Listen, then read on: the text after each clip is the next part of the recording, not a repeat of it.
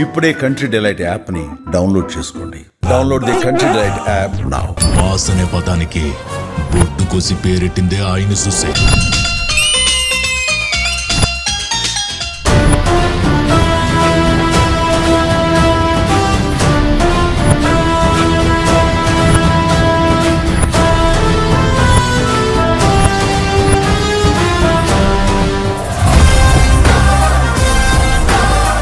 ఈరోజు మనతో పాటు ఉన్నారు మెగాస్టార్ చిరంజీవి అభిమాని నాగమహేష్ గారు.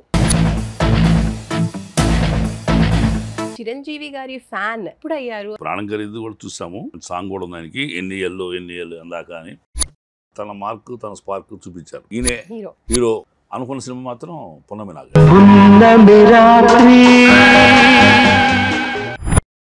రియల్ ఎస్టేట్ నుంచి ఇటు ఎలా మళ్ళింది? అది 1985 నిర్మాతలు బయటికి పొమ్మన్న చిరంజీవి అని. మీరు గోండా సినిమాకి రన్నింగ్ లైన్లో యాక్షన్ సీన్స్లో పాల్గొన్నారు కదా, దయచేసి అటు చేయమాకండి. మీకు ప్రమాదం జరిగితే మాత్రం ఎవరు తట్టుకోలేదు సార్. అలా గమ్యాన్ని టార్గెట్ చేసి చూసిన వాడు అవరాధాలు ఎన్ని వచ్చినా అవమానాలు ఎన్ని జరిగినా మైండ్లో పెట్టుకున్నారైనా సాధించారు. అన్నీ కూడా మనం నేర్చుకోవాల్సిన విషయం.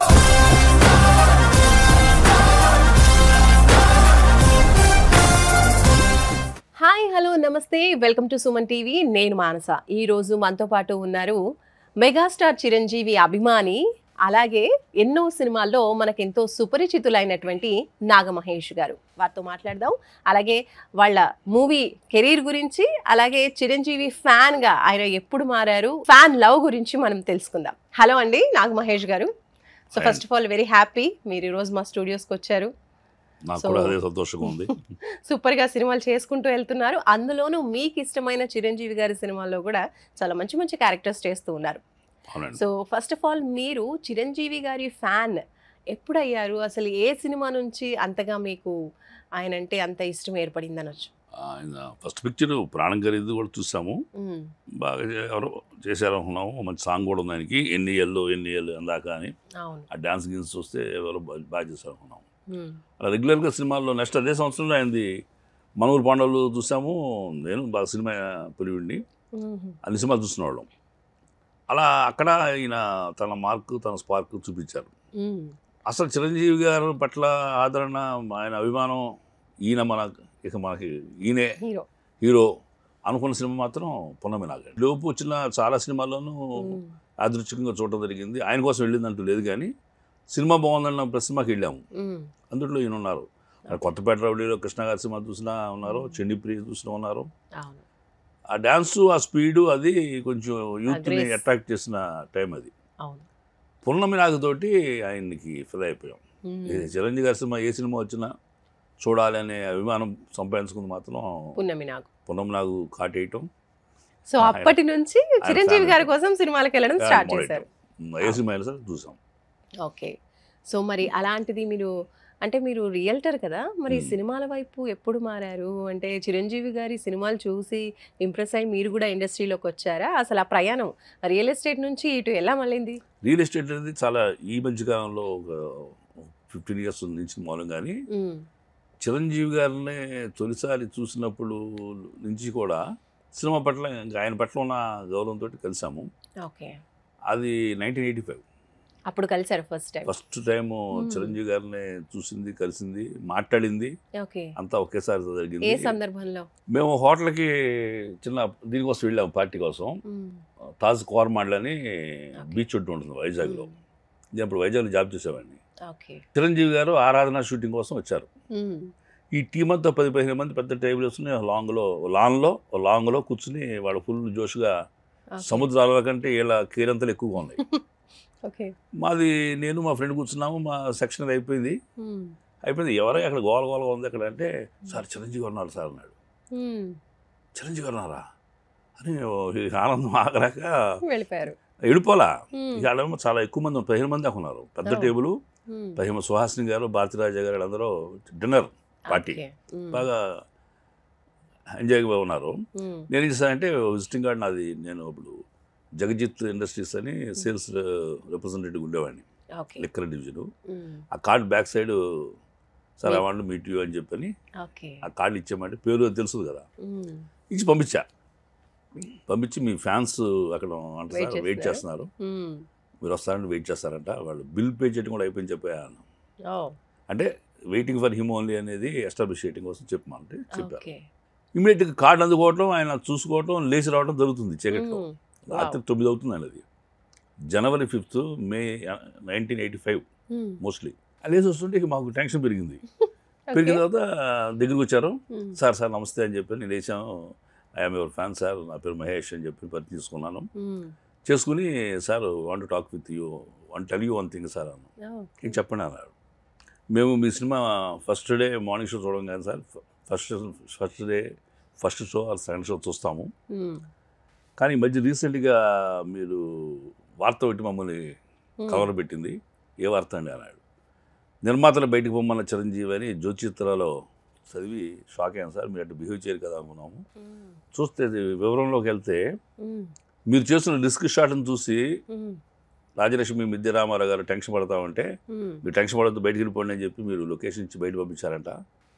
కానీ ఆ న్యూస్ అయిన తర్వాత మాకు టెన్షన్ పెరిగింది సార్. మ్మ్. ఏంటది అని ఆయన ఆలోచిస్తున్నారు. మీరు గోండా సినిమాకి రన్నింగ్ ట్రైన్లో క్లైమాక్స్లో రియల్గా మీరు ట్రావెల్ చేశారంట కదా సార్, మీరు యాక్షన్ సీన్స్లో పాల్గొన్నారట కదా, మ్మ్. దయచేసి అటు చేయమాకండి. చాలా ఎమోషనల్గా ఎందుకు పైగా కాస్త ఆన్లో ఉన్నాము, మ్మ్. అభిమానం ఎక్కువ. ఎక్కువైపోతుంది. పై దగ్గరికి కూర్చున్నాడు ఆయన. మ్మ్. ఈ మనసులో చెప్పాల్సిన మాటలని బడబడ చెప్పేశారు. చెప్పేశాం. మ్మ్. నేనే చాలా ఎమోషనల్ చెప్పా. సార్ మిమ్మల్ని నేను మా ఇంట్లో మా పెద్దనే అనుకుంటా, మ్మ్. అట్లా మీరు లక్షలాది మంది తమ్ముళ్ళు ఉన్నారు, అవును. మీకు ప్రమాదం జరిగితే మాత్రం ఎవరు తట్టుకోలేదు సార్. మ్మ్. అప్పుడు జస్ట్ వీక్ డేస్ బ్యాకే రాజేంద్ర ప్రసాద్ గారికి, నూతన్ ప్రసాద్ గారికి కార్ యాక్సిడెంట్ అయింది. ఓకే. ఈ డైలాగ్ చెప్పే ఆ టైంకి ఒక వారం 10 రోజుల ముందు. ఇప్పుడు చూడండి, still they are in the hospital. Hmm. వాళ్ళ పరిస్థితి ఏంటో, నడుస్తారో నడవలేరో బతుకుతారో కూడా చెప్పలేని పరిస్థితులు ఉన్నారు. మీరు అలాంటి రిస్క్ షాట్ చేసి ఎందుకు సార్ మీరు ప్రాణం మీద తెచ్చుకుంటారు, చేయమాకండి ఓకే. అని అనగానే ఆయన నా చేపట్టుని ఇట్ట స్మూత్గా, అంటే ఆయన స్మూత్గా తెలిసిపోతుంది నా స్పర్శ. మ్మ్. ఆ స్పీడ్ కదండి నన్ను ఇంత వాణి చేసినాడు ఆయన. మ్మ్. అయ్యారు కదా సార్ మీరు, అవును. ఇది చేయమాకని చెబుతున్నామండి. మ్మ్.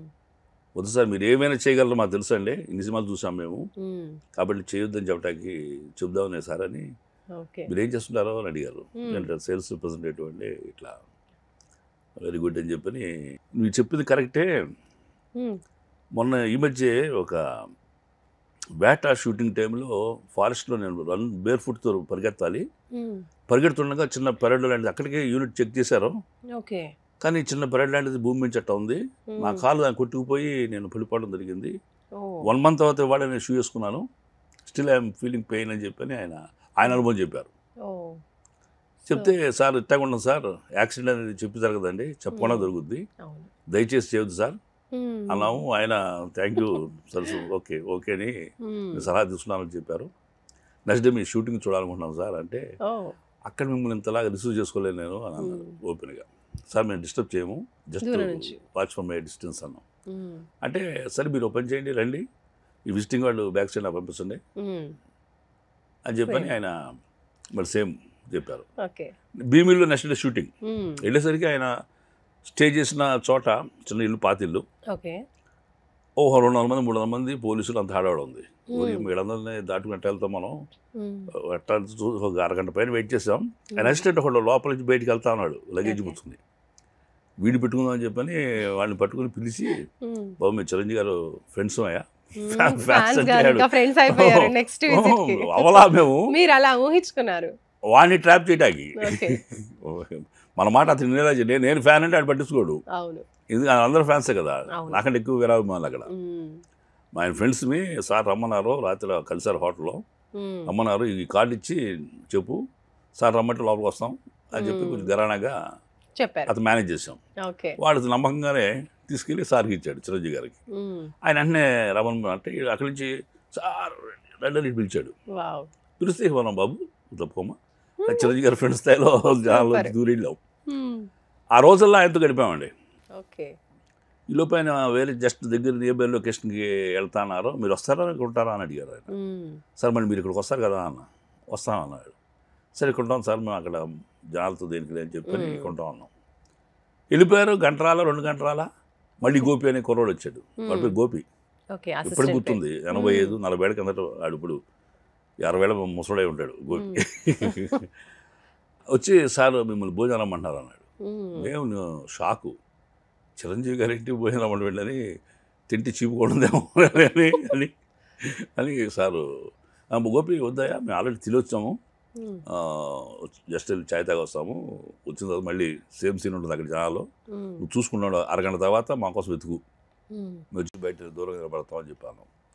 అట్లాంటి పంపించి గవ వెళ్ళి భోజనం చేసి వచ్చి భీమిలి హోటల్లో, చాలా రిమోట్ విలేజ్లా ఉండేది భీమిలి. అప్పుడు వచ్చాము. మళ్ళీ ఆ కుర్రోడు ఎదుగుతా ఉన్నాడు, చూడగా రమ్మన్నాడు.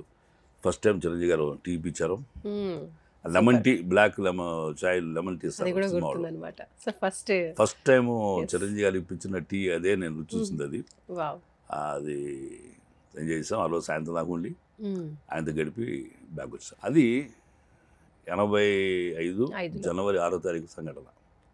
డేట్తో సహా గుర్తు.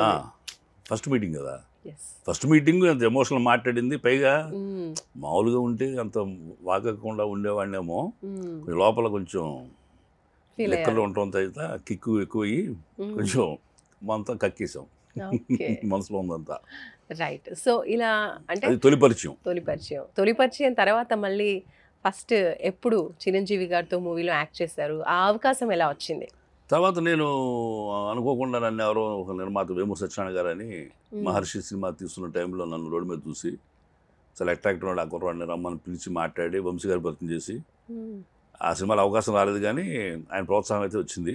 వదిలిపెట్టమా మహేష్, నీ దగ్గర టాలెంట్ ఉంది, బట్ట గమనించారు మాకు తెలియదు, మాట్లాడకుండా ఉన్నవాడిని పిలిచి మరి పలకరించారు. అట్లా సినిమా పట్ల నేను యాక్టర్ లక్షణాలు ఉన్నాయంట అని ఒక ఫెమిలియర్ పర్సనాలిటీ, సినిమా పర్సనాలిటీ చెప్తే గ్రహించిన వాడిని ప్రయత్నంతో నాటకాలు చేశాను. ఫస్ట్ నాటకాలు వైజాగ్లో నేను, వైజాగ్ ప్రసాద్ గారు, భలే పెళ్ళి మా గురువు గారు మిశ్రో గారు ఎవరంటే మీకు సాగర సంగమంలో డాన్స్ మాస్టర్ వేషం ఇస్తారు. మరో చరిత్రలో సరిత మా మేనమామ వేషం, స్వయం కృషిలో చిరంజీవి గారి పక్కన చెప్పులు కుట్టే వేషం. ఆయన సినిమా యాక్టర్ ఎస్కే మిశ్రో గారు. ఆ డైరెక్షన్లో నాటకాలు నేర్చుకుని ఇక నాటకాల పట్ల అంకిత భావంతో ఉన్నప్పుడు కోకిల అనే సినిమాలో వేషం వచ్చింది గీతాకృష్ణ గారు. ఫస్ట్ టేక్ సింగిల్ టేక్తో చేయటం, శరత్ బాబు గారు ఇప్పుడు ఉన్న పెద్ద నరేష్ గారి కాంబినేషన్, శోభన గారి కాంబినేషన్లో బాగా చేయటంతో ఆయన మాట మంచి ఊపి మీద ఇచ్చాడు. ఇలాంటి ఆర్టిస్టు విశాఖపట్నం లాంటి మారుమూల పల్లెటూరు కాదయ్యా, మెడ్రాస్లో ఉంటే స్టార్ అవుతామని. ఈ 3 జిల్లాలోని అమ్మాయిలు ఎక్కడికంటే ఆయన మాట ఎక్కువ కిక్కిచ్చింది. కిక్కిచ్చి జాబ్ కిక్కిచ్చి then I went to Madras అండి. మెడ్రాస్ 85లో చిరంజీవి గారి పరిచయం అయితే 90లో నేను మెడ్రాస్ కాలు పెట్టాను. ఆయనతో ఒక సీన్లోనేమో ముఠామిస్ చేశాను. రెండో సినిమా వెంటనే వచ్చిన మెకానికల్లో లాయర్ వేషం చేశా సత్యనారాయణ గారి శారద కాంబినేషన్లో. మూడో సినిమా చిరంజీవి గారిదే ముగ్గురు మునగాళ్ళు. 2 సీన్లు చేశాను. తర్వాత కొన్ని సందర్భాల్లో మా కుటుంబ పరిస్థితులు, మన అనారోగ్యం అవటం సినిమాని వదులుకున్నా. కొంతకాలం సినిమా దూరంగా ఉండి ఫ్యామిలీని కాపాడుకోవాలి, బ్రదర్స్ సిక్కారు అని చెప్పి ఇట్లాగా వెళ్ళిపోవటం. మళ్ళీ 23 ఇయర్స్ తర్వాత లాస్ట్ మూవీ అంజనా ప్రొడక్షన్స్ ముగ్గురు మనగాళ్ళు ఫస్ట్ ఇన్నింగ్స్లో. మళ్ళీ సెకండ్ ఇన్నింగ్స్ బిగిన్ అయింది కొణిదెల ప్రొడక్షన్స్ చిరంజీవి గారి సినిమాతోనే, ఖైదీ నెంబర్ 150. మళ్ళీ అప్పటి నుంచి ఇప్పుడు ఇంకా చేయలేదు. అండ్ ఆ సినిమాలో కూడా మీరు చిరుగారితో ఉన్నటువంటి సీన్స్ కూడా భలే ఉంటుంది అసలు, నిజంగా చాలా సీరియస్. ఆ అవకాశం మళ్ళీ అంటే 23 ఇయర్స్ తర్వాత మళ్ళీ అవకాశం రావడం అంటే మీ ట్రై చేయడం, అసలు ఆ సిచువేషన్ ఎలా జరిగింది అసలు? ట్రై కూడా కాదు, అది డివైన్ మూమెంట్. చిరంజీవి గారితో ఉన్న పరిచయం అంత ఇదిగా అక్కడ కలిసామా. మళ్ళీ సినిమాలో 1-2 సందర్భాల్లో ఒకరోజు షార్ట్ చేయటం తప్ప లేదు. ముఠామేస్లో కలిసి చేసాం. మెకానికల్లో కాంబినేషన్ వేరు, ఆయన లేరు అసలు లొకేషన్లో. థర్డ్ ముగ్గురు మనగాళ్ళు ఒక సీన్లో నా భుజాల మీద చేతులు వేసుకుని నేను ఫ్లాష్ బ్యాక్ చెప్పా ఆయనకి అన్నపూర్ణలో. చెప్పి మీకు ఇప్పుడు పరిచయం కాదు సార్, 6 ఏళ్ళ తర్వాత పరిచయం అట్టా ఎక్కడ అని చెప్పా. మీరేనా, అది ఒక పిక్చర్ గురించి మీతో మాట్లాడానని అన్న. ఏ సినిమా అన్నాడు. ఏ సినిమా అని అడిగారు కామన్గా. గోండా అన్న. క్లైమాక్సా? అవును సార్. క్లైమాక్సా? మీరా అంటే ఆ మాట ఆయన గుండెలు ఉండిపోయింది. ఒక అంత ఆయన గురించి అంత ఎమోషనల్గా ఫీల్ అయ్యి మాట్లాడేస్తాం కదా. ఎస్. ఎవరు అభిమాని చాలా ఘాటుగా చెప్పాడు నాకు, చేయొద్దు, రిస్క్ చేయొద్దని. అందుకే ఇంటిదే చెప్పాను, మీరు మా ఇంట్లో సొంత అన్నయ్య లాంటి వాళ్ళు సార్, మా పెద్దన్న ఇలాంటి వాళ్ళు, అట్లా లక్షలాది మంది మీకు ఉన్నారు, వాళ్ళందరూ అట్టగే ఫీల్ అవుతారు, చేయమాకండి అని వాళ్ళకి ఇచ్చాం కదా. అది బాగా నాటుకుంది ఆయనకి. అప్పుడు నన్ను హైట్ ఉన్నారు, మేము బ్యాక్ ఉన్నామన్న ఆయన ఈ డైలాగ్ చెప్పగానే దగ్గర చూసి మీరు ముందు ఉండని చెప్పి ఇట్టగా చేసాం. బట్ ఆ సినిమా లాస్ట్ అగైన్ మళ్ళీ ఆయనతోటే రీఎంట్రీ, ఆయన దయతోటి ఒక అద్భుతమైన వేషం. నేను చిన్నగా ఆయనతో షార్ట్లో కనిపించిన చాలు అనుకుని అడిగారు, యాక్టర్ అవ్వాలని ఇది కూడా లేదు, రియల్ ఎస్టేట్ బిజినెస్లో అప్పుడు ఉన్నా, ఇది 2016 టైంలో బిజినెస్లో ఉన్నా. ఆయనతో పరిచయంతో చిన్న వేషం నాన్నయ్య మీ పక్కన షార్ట్లో కనిపించిన చాలు ఫ్రేమ్ పట్టించుకుంటా అంటే ఆయన లైఫ్ మార్చి వేషం ఇచ్చారు. సూపర్. మళ్ళీ తిరిగి చూసుకోకుండా సినిమాకి సినిమా నెక్స్ట్ ఇమీడియట్గా ఆ సినిమా చూస్తే ఖైదీ 150 చూస్తే సుకుమార్ గారు ఎవరు అతను భలే చేశాడు, కాన్ఫిడెంట్గా యాక్ట్ చేశాడు, పర్సనాలిటీ బాగుంది, పోలీస్ ఆఫీసర్ పిలిపించండి మన రంగస్థలం వాడదామని చెప్పని ఆయన రంగస్థలంలో పిలిపించి ఆఫీస్ పిలిపించి నాతో మాట్లాడిన తర్వాత ఒక చిన్న పోలీస్ ఇన్స్పెక్టర్ అనుకున్నాడు ఆయన కూడా సుకుమార్ గారు. మాట్లాడిన తర్వాత కొంచెం గౌరవం పెరిగింది. నా ట్రావెలింగ్ చిరంజీవి గారితో నాకు కాస్త పరిచయాలు, కొన్ని పరిచయాలు అవన్నీ కొంచెం ఆయనలో మార్పు తెచ్చినాయి. తెచ్చి సమంత ఫాదర్గా, తాగుబోతు తండ్రిగా ఒక అద్భుతమైన వేషం సుకుమార్ గారు ఆఫర్ చేశారు. సూపర్. అట్టా చాలా యాదృచ్ఛికంగా యాక్టర్ అయిపోయారు. అలా ఎన్ని సినిమాలు, సైరాలో కూడా చేశారు కదా. సైరా చేశానండి, చిరంజీవి గారితో సైరా చేశాను, గాడ్ ఫాదర్ చేశాను, బోడా శంకర్ మళ్ళీ అగైన్ కాంబినేషన్ చేశాను ఆయనతోటి.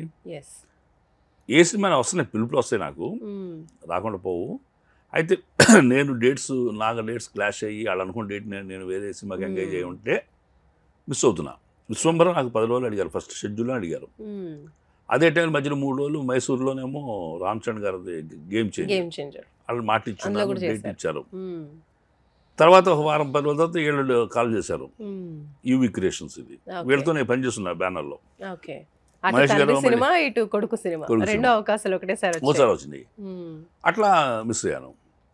అదే యూవి క్రియేషన్స్ వాళ్ళకి 2 రోజుల కోసం ఉంటే 5 రోజులు ముందు 5 రోజులు అడిగారు భీమ్లా నాయక్, సుకుమార్ ఎవరో త్రివిక్రమ్ గారు గుర్తుపెట్టుకుని ఆ వేషానికి మీరు కావాల్సి వస్తారు, మీ నెంబర్ ఇవ్వండి మాకు అని చెప్పి అడిగి తీసుకున్నా ఆయన. కరెక్ట్గా నేను వేరే సినిమా 2 రోజుల మధ్యలో ఇచ్చుంటే ఈ 5 days అడిగారు. సరే టైం డేట్ ఇచ్చిన వాళ్ళకి వీళ్ళేమో వదిలిపెట్టలేము, మీరు భరణి గారు 2 నెలలు పెట్టింది మాకు దొరకటానికి, డేట్స్ దొరకటానికి, క్వశ్చన్ లేదు వదిలిపెట్టమన్నారు. అట్లా ఆర్టిస్టులు, క్యారెక్టర్ ఆర్టిస్టులు డిఫరెంట్ సినిమాలు చేస్తారండి. మెనీ మూవీస్ వీళ్ళు హీరో ఒకటే సినిమా చేస్తారు. సో వాళ్ళు అడిగిన టైం లేకపోతే తప్ప, అదర్వైజ్ నాకు బాలకృష్ణ గారి సినిమాలు కానీ, చిరంజీవి గారి సినిమాలు కానీ, ఏ పెద్ద నేను పనిచేసిన డైరెక్టర్స్ ఎవరు కూడా వదిలిపెట్టరు. అండ్ అలాగే నాగబాబు గారితో కూడా మీకు మంచి పరిచయం ఉంది. బాగా. ఎప్పటి నుంచి పరిచయం నాగబాబు గారితో? నాగబాబు గారు హీరోగా వర్క్ చేసిన సినిమా దాదర్ ఎక్స్ప్రెస్. కలిసి పనిచేశారా? ఆయన తరపు లాయర్గా దాదర్ ఎక్స్ప్రెస్ సినిమాలో మొన్న మధ్య కూడా చెప్పి ఆయనకి, దాదర్ ఎక్స్ప్రెస్లో ఫస్ట్ మెగా హీరోలో నాకు ఫస్ట్ పరిచయం అయింది నాగబాబు గారు. నాగబాబు గారితో దాదర్ ఎక్స్ప్రెస్లో ఆయన తరపు లాయర్గా చేశాను. 92లో ఉంటుంది, 92లో. ఆ తర్వాత వాళ్ళ అబ్బాయితోటి నేను గద్దలకొండ గణేష్ చేశాను. అండ్ చిరు గారిని యాజ్ ఎ హీరోగా చూశారు, అలాగే అంతకుముందు మనం చూసాం ప్రజారాజ్యం పార్టీలో పొలిటికల్ లీడర్. తర్వాత మున్ముందు ఇంకా ఎలా చూడాలనుకుంటున్నారు? యాజ్ ఏ ఫ్యాన్గా చిరంజీవి గారిని మీరు ఇంకా మున్ముందు ఏ విధంగా చూడాలనుకుంటున్నారు? అంటే నటుడిగా ఆయన ఇంకా గంభీరమైన పాత్రలో, పెద్ద పాత్రలో, అంటే ఇప్పుడు దీన్ని బట్టి కాకుండా ఈ యొక్క యంగ్ యూత్ క్యారెక్టర్స్ అన్ని మ్యాక్సిమం ఆయన చేసి చూసేసాం. ఇంకా కాస్త ఆయన వెయిటేజ్ ఉన్న గాడ్ ఫాదర్లో వాళ్ళు చేసినట్టుగా ఒక అలాంటి క్యారెక్టర్స్ డిఫరెంట్ గెటప్స్ తోటి సపోర్టింగ్ యూత్ క్యారెక్టర్ చేయొచ్చు, డబుల్ రోల్ చేసి. అలాంటి క్యారెక్టర్స్లో ఏమైనా చిరంజీవి గారిని చూడాలనేది ఒక కోరిక ఉంది. అంటే డిఫరెంట్ యాక్టింగ్ చేయటానికి ఆయన 9 రోజుల్లో చేశారు, కానీ ఈ వయసులో ఆయన అనుభవంతో ఆ పాత్ర చేసి ఆ కంటి చూపుతోటి నడిపించే పాత్ర లాంటిది అయితే జనాలకి. ఇప్పుడు ఆయన రెగ్యులర్ ఫార్మాట్ సినిమాలు చేస్తున్న టైంలో ఠాగూర్ చేశారు, అంత గంభీరంగా ఉండాలండి లెక్చరర్గా. అలాంటి టిపికల్ పాత్రలో అలాంటి వెరైటీ రోల్స్ ఆయన చేస్తే బాగుంటుంది అనేది నా అభిప్రాయం. సూపర్ అండి నిజంగా. అండ్ చిరంజీవి గారు అంటేనే ఆ ఈజ్, ఆ స్టెప్స్, ఆ టైమింగ్ అంతా కూడా అసలు మామూలు ఫ్యాన్స్ కాదు. మెయిన్లీ ఆయన డాన్స్కే ఎక్కువగా చాలా మంది ఫ్యాన్స్ ఉండేవాళ్ళు, అండ్ అలాగే యాక్టింగ్కి కూడా. అయితే అప్పట్లో మీరు యంగ్ కాబట్టి అప్పుడు ఆయన డాన్సెస్ చూసినప్పుడు మీకు కూడా ఒక స్టెప్ వేయాలి అనిపించేదా? స్టెప్ వేయాలి కదా, బాడీ ఊగేది. ఒక స్టెప్ కాదు, బాడీ ఊగేది. అసలు ఆ ఛాలెంజ్ సినిమాలో ఇందువదన కుందరదన మన దగ్గర మన మొదలు వచ్చిన పాటలో చిరంజీవి గారు నిలబడింది ఉండదండి. అవును, ఆ సాంగ్ అంతా ఆయన ఓకే అంటే వెల్లువ తెగిన ప్రవాహం లాగా ఆయనలో పరవళ్ళు దొక్కేదంటారు సార్. ఆ పరవళ్ళు, ఆ నాట్యం, ఆ లాస్యం అంతా బ్రహ్మాండంగా ఉండేది.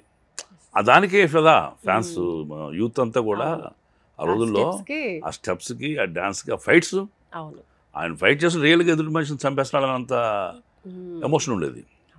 మరి అలాంటిది ఆయన చేసినటువంటి స్టెప్స్కి గాను అంటే ఒక రికార్డే క్రియేట్ చేశారు. సో పద్మ అవార్డు కూడా వచ్చింది. అలాంటప్పుడు మీకు ఎలా అనిపించింది అసలు? గ్రేట్ మూమెంట్స్ అండి. చిరంజీవి గారితో ఆయన పడిన కష్టానికి ఆయన గురించి ఇండియా టుడే ఒక పుస్తకం రిలీజ్ చేసింది. అది ఆ రోజుల్లో స్పెషల్గా ఆయన బర్త్డే సందర్భంగా రిలీజ్ చేశారు. దాంట్లో ఆయన గురించి మొత్తం బయోగ్రఫీ లాగా ఇచ్చారు వాళ్ళు వివరం. దాన్ని ఎంత కష్టపడ్డాడు అనేది చాలా తెలిసింది. ఆయన డిటర్మినేషన్ కానివ్వండి, టార్గెట్ ఓరియంటెడ్ మైండ్ కానివ్వండి, మైండ్ సెట్ కానివ్వండి, ఆ ఫోకస్ చేయటం కానీ ఇష్యూస్ మీద ఆయన జరిగిన అవమానాల గురించి కూడా రాసుకొచ్చారు దాంట్లో.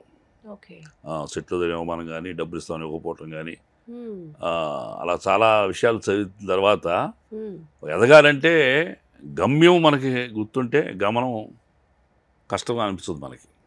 అలా గమ్యాన్నే టార్గెట్ చేసి చూసిన వాడు అవరోధాలు ఎన్ని వచ్చినా, అవమానాలు ఎన్ని జరిగినా అవన్నీ క్షణకాలమైంది. అక్కడ చేరిన తర్వాత అవన్నీ మర్చిపోయి ఇదే లోకం పాదాక్రాంతం అవుతుందనేది ఆయనకి మైండ్లో పెట్టుకున్నారు. ఆయన సాధించారు. అన్నీ కూడా మనం నేర్చుకోవాల్సిన విషయాలు. సో చిరంజీవి గారు ఇటు యాక్టింగే కాకుండా సేవా కార్యక్రమాల్లో కూడా ఎప్పుడు ముందుంటారు. బ్లడ్ బ్యాంక్ స్థాపించారు, వేల మందికి అసలు ప్రాణాలు నిలబెట్టారు బ్లడ్ బ్యాంక్తో. అలా కోవిడ్ టైంలో కూడా మనం చూసాం ఆక్సిజన్కి సంబంధించి. సో ఇలా చేస్తున్నప్పుడు అంటే మీరు యాజ్ ఎ ఫ్యాన్గా ఎప్పుడైనా మీరు కూడా ఇందులో పార్టిసిపేట్ చేశారా? ఎవరికైనా బ్లడ్ డొనేషన్ లాంటివి? బ్లడ్ డొనేషన్ అంటే ఇప్పించడం వరకు చేస్తే కానీ నేను 2 సార్లు ఇచ్చాను. నేను తర్వాత నాకేదో కొంచెం లైట్ షుగర్ ఉందన్నారు అని చెప్పి వద్దన్నారు చేత నేను ఇవ్వలేకపోయా. బట్ ఫస్ట్లో ఇచ్చాను ఉత్సాహంగా ఇద్దామని చెప్పని. బట్ ఎవ్రీ టైము నేను ఎవరికన్నా కావాలంటే నాకు చిరంజీవి బ్లడ్ బ్యాంక్ నుంచి బ్లడ్ సప్లై చేయించేవాడిని. అట్లాగే స్వామినాయుడు గారు కూడా మంచి మిత్రులు. అడగగానే ఎవరికేం చెప్పండి, మీ పేరు చెప్పి రమ్మానండి ఇచ్చేద్దామని చెప్పి ఇచ్చేవాళ్ళు. నేను ఆ రోజుల్లో నేను రాయటం ఒకటి ఉండేది నాకు. ఈ రక్తదానం శిబిరం గురించి స్వామినాయుడు గారు ఒకసారి వచ్చిన ఆర్టికల్ రాయమంటే ఒక కొటేషన్ ఇచ్చారు చిరంజీవి గారికి సంబంధించింది. ఏంటది? రక్తం దానం చేయవారు ప్రాణదాత, రక్తం ఇప్పించువారు దైవదూత అని. నిజంగా అండి, ఆ ఆలోచన రావాలి కదా ఫస్ట్. ముందు మోటివేషన్ ఇచ్చే మనిషి కదా. కరెక్ట్.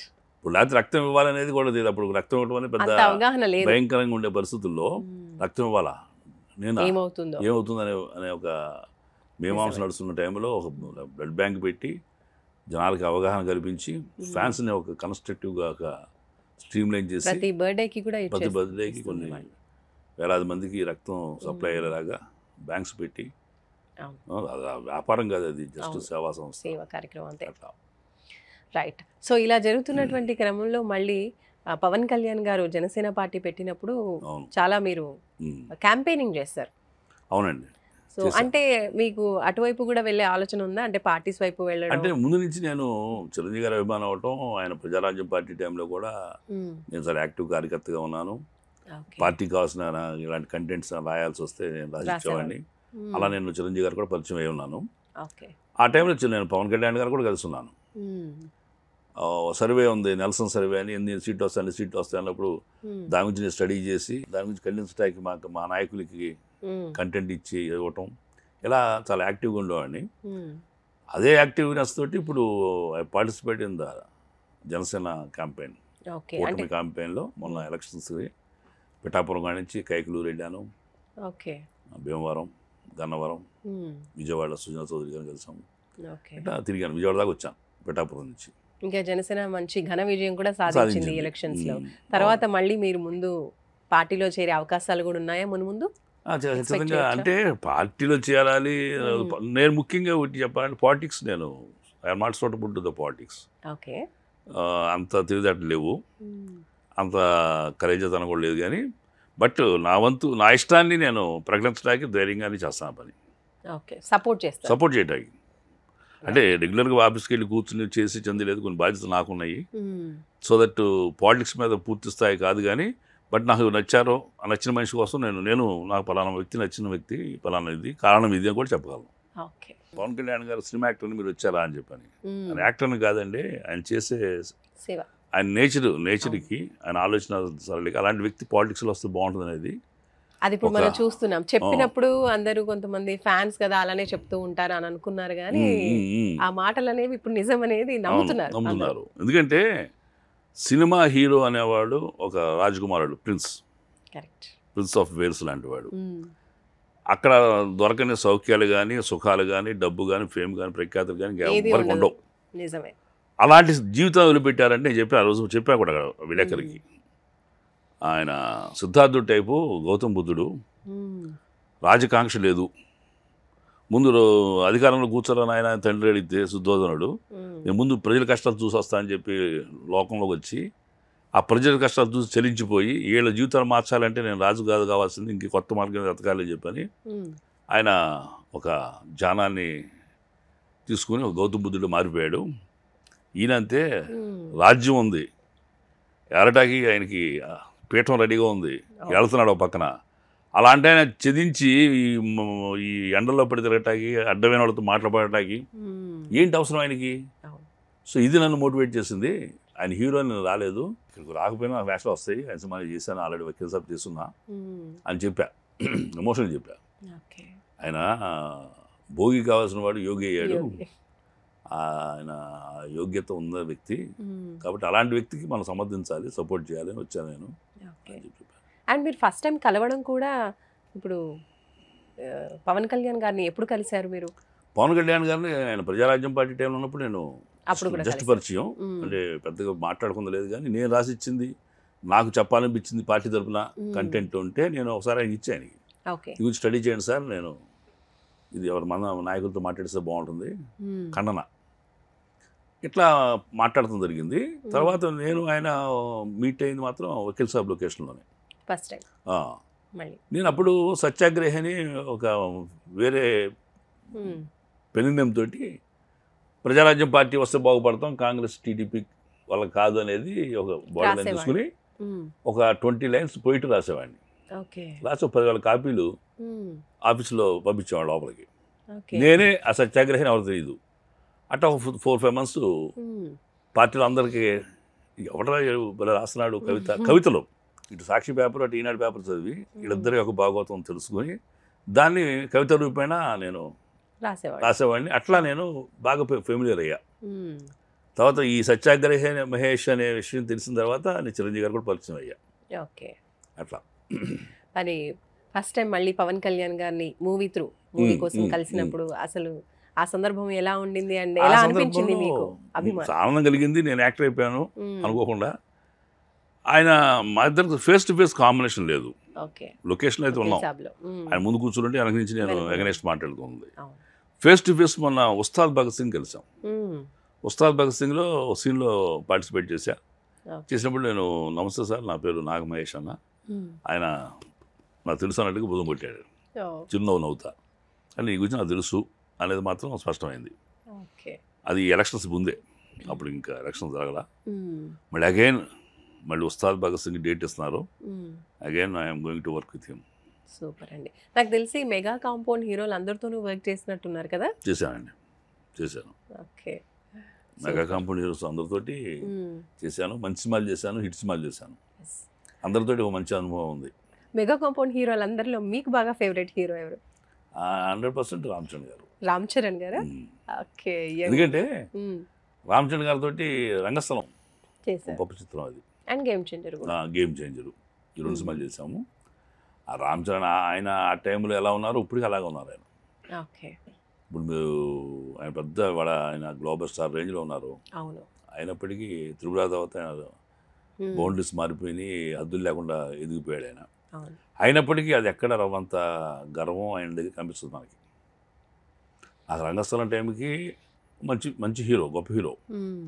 ఇప్పటికీ ఆయన విశ్వరూపం చూపించే పరిస్థితి. అప్పుడు ఒట్టులాగా ఉండే పరిస్థితి కూడా కాదు, ఒట్టుగా ఎదిగాడు ఆయన ఇప్పటికే. బట్ ఈ టైంకి వచ్చేసరికి చాలా పెద్ద పేరు ప్రఖ్యాతులు, ఆస్కార్ దాకా వెళ్ళి రావటం, ప్రపంచం తెలిసిన మనిషి అవటం, గ్లోబల్ స్టార్ అవటం. అయినప్పటికీ కూడా గేమ్ చేంజర్లో నేను దగ్గర చూసా కదా, చూశాను. నేను నన్ను చూడంగానే నేను గుడ్ ఈవినింగ్ బాబు అనగానే చాలా కాలమైంది మనం కలిసి అన్నాడు. అవును సార్, రంగస్థలం తర్వాత ఇదే అన్నా. రంగస్థలం ఎప్పుడు వచ్చింది 2017లో చేసాం. 7 years తర్వాత మళ్ళీ ఆయనతో కలిసి పనిచేసే అవకాశం. ఇందుకు మధ్యలో ఆయన RRR కమిటీ అయిపోయినారు కదా, దొరకలేక. ఓకే. అండ్ ఈసారి చిరంజీవి గారి బర్త్డే వారం రోజులు చేస్తున్నట్టుగా విన్నాం. సో ఆ వారం రోజులు ఏమి ఉండబోతుంది, ఎలాంటి సెలబ్రేషన్స్ ఉండబోతున్నాయి మీకు? సెలబ్రేషన్స్ అంటే అండి ఆయన యొక్క ఆశయాలను ప్రతిబింబించేలాగా ఏర్పాటు చేశారు స్వామినాయుడు గారు టీం. ఓకే. ముఖ్యంగా డాన్స్ ప్రోగ్రామ్స్ కానీ, పాటల పోటీలు, అటు మొక్కల నాటి కార్యక్రమం, రక్తదాన శిబిరాలు, ఇట్లా ఒక 7-8 ప్రోగ్రామ్స్ ఎవ్రీడే ఒక ప్రోగ్రామ్ కింద తీసుకుని అటు సమాజానికి ఉపయోగపడేవి, వ్యక్తిత్వ వికాసానికి ఉపయోగపడేవి ఇలా కార్యక్రమాలుగా తీర్చిదిద్దారు. Okay, super. సో అందులో మీరు కూడా పార్టిసిపేట్ చేయబోతున్నారు? తప్పకుండా. సూపర్ అండి. సో ఫైనల్లీ ఏం చెప్తారు మాకు? ఏం చెబుతాం, మా చిరంజీవి గారు 200 ఏళ్ళు చల్లగా సుఖంగా సంతోషంగా ఉండాలని కోరుకుంటున్నా. ఆయనతో మరిన్ని చిత్రాల్లో మంచి పాత్రలో ఆయనకు పోటీగా, ఆయనకు ఎదురు నిలబడి, అంటే ఆయన సపోర్టింగ్గా కంటే కూడా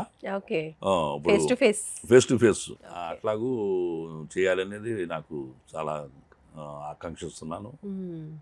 ఆయన మరింత సంపూర్ణ ఆరోగ్యంతో మా అందరికీ, ఎందుకంటే నేను ఒక ఫోటో ఫ్రేమ్ కట్టిస్తున్నానయ్యా, చిన్న అవకాశం నాకు అంటే ఆయన నాకు జీవితం ఇచ్చారు.